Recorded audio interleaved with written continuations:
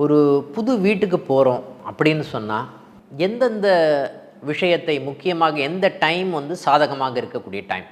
முக்கியமாக கிரகப்பிரவேசம்னு சொன்னாவே வந்து நம்ம பார்க்க வேண்டிய விஷயம் வந்து பிரம்ம முகூர்த்த வேளையில் இருப்பது சுபமாக இருக்கக்கூடிய தன்மை இருக்கும். ஓகேங்களா? சூரிய உதயத்திற்கு முன்னால் இருக்கக்கூடிய டைம் தான் பிரம்ம முகூர்த்தம். அந்த டைம் வந்து பார்த்திங்கன்னா உங்களுடைய லக்னம், உங்களுடைய ஏஎல்பி லக்னம், உங்களுடைய ஏஆர்பின்னு சொல்லப்படுகின்ற உங்களுடைய அட்சய ராசின்னு சொல்லுவோம் இல்லைங்களா, அந்த அட்சய ராசிக்கு சாதகமாக இருக்கக்கூடிய தன்மை இருக்கணும் கண்டிப்பாக. முக்கியமாக அங்கே வந்து பெண்கள் இருக்காங்க அப்படின்னு சொன்னும்போது பெண்களுக்கு எந்த டைம் நல்ல டைம்? ஏன்னா இன்றைக்கி பெண்கள் தான் மேக்சிமம் டைம் வீட்டில் இருப்பாங்க. ஆக்சுவலாக பெண்களுக்கு சாதகமான அவங்களுடைய நட்சத்திரங்களுக்கு சாதகமான டைம் எதுன்னு பார்க்கணும்.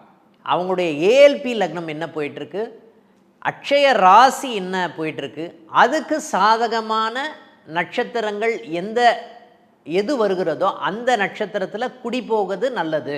இன்னொரு விஷயம் முக்கியமாக பார்க்க வேண்டிய ஒரு விஷயம் என்ன அப்படின்னு பார்த்திங்கன்னா, குரு சுக்கிர மூடம்னு சொல்லுவாங்க. மூடம்னு சொல்லும்போது குரு அஸ்தங்கமாக வருது, சூரியனுக்கு பக்கத்தில் குரு வரக்கூடிய தன்மை. அதே மாதிரி சுக்கிரனும் அதே மாதிரி அமைப்பு இருக்குமா? இருக்கும்.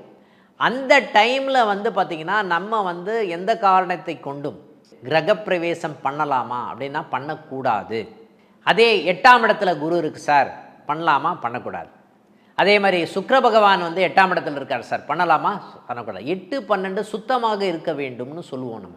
இந்த டைமில் வீட்டுக்கு போனோம் அப்படின்னு சொன்னால் அந்த வீட்டில் வந்து சுபிக்ஷம் நிறைந்ததாக இருக்கக்கூடிய தன்மை இருக்குமா? இருக்கும்னு சொல்லலாம். வளர்ச்சி நல்லா இருக்குமான்னா நல்லா இருக்கும்னு சொல்லலாம். அந்த வீட்டுக்கு போன டைமே நல்லா இருக்கும்னு சொல்லலாம்.